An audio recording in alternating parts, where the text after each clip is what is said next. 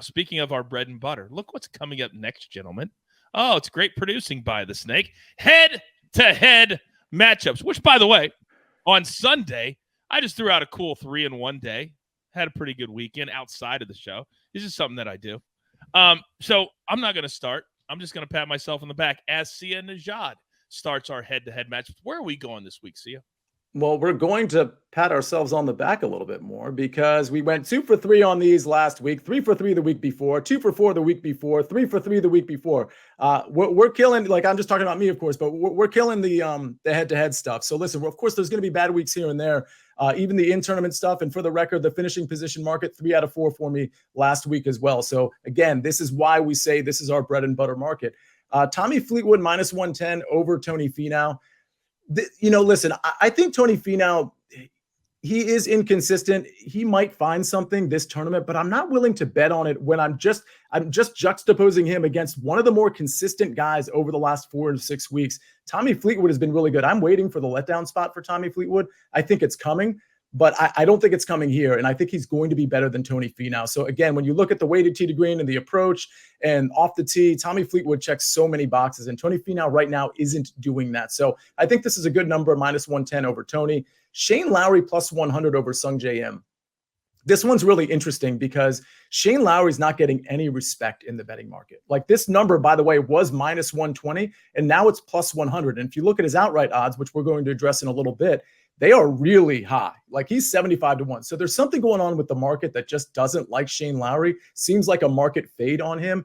I'm still going to go with it because I don't know the state of Sung J M's game. And the one thing we can say about Shane Lowry, while he's not been a top 10 guy, he has been consistent enough. He's putting, like, and the metrics look decent enough for me to say, okay, well, Sung J M's like missing cuts. He's missed 3 out of his last 4 cuts.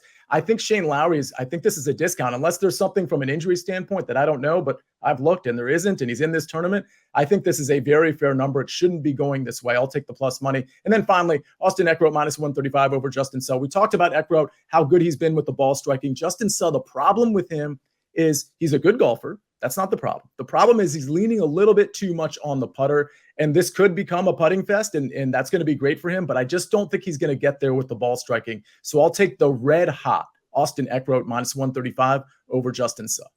Where did Austin Eckroat go to college? See, do we know? Is it Oklahoma State? Very good, young man. Very good, which is where last week's winner, Wyndham Clark, also went to school before he transferred. And maybe the only player in the history of collegiate golf to be a conference player of the year in 2 different major Power 5 conferences. That's what Wyndham Clark did. But see how I put all that together? Meaning Eckroat could be the next guy. I was just going to say, you're calling him for an outright win then, right? Well, I'm saying that he's been on enough leaderboards that he could be in the mix this week. Remember on Mother's Day, he was in the mix. I can't remember the tournament, but he flew his mother in. Oh, it was in Dallas. It was in Dallas because his mother drove. Because he was, remember last day, Eckroat was in the final group, I believe. All right. Love those picks. And I love giving you the history behind the picks a little bit to help you out. All right, Patrick McDonald. A lot of people are calling you out for backing down from my said showdown, but it is, I mean, you can do whatever you want to do. You're up.